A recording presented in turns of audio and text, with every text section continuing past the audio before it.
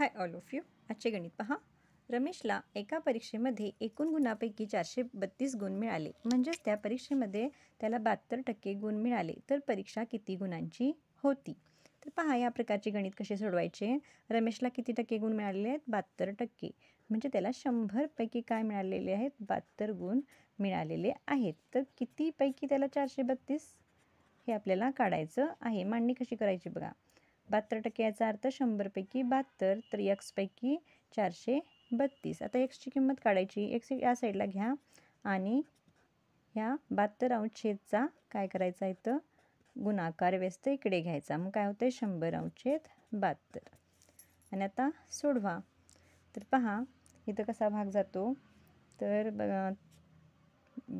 बेत्रिक 6, बेसंग 12, बेदुनी 4, बेकी बेसंग 12. परत 3चा भाग जातो. 3 एके 3, 3 दुनी 6, 3 सत्ते 21, 3 दुनी 6. परत इथं 12चा भाग जातो. 12 एके 12 आणि 12 संग 72. तर अंशस्थानी काय काय शिल्लक आहेत? हे 6 आणि हे 100. आणि 6 गुणले 100 बरोबर किती? 600.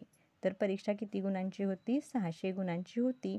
आणि रमेशला त्यापैकी 432 गुण मिळालेले आहेत. आणि ते किती टक्के होतात? 72% होतात. आणि हे टक्के कसे काढायचे हे मी तुम्हाला मागील व्हिडिओमध्ये शिकवलेलेच आहे.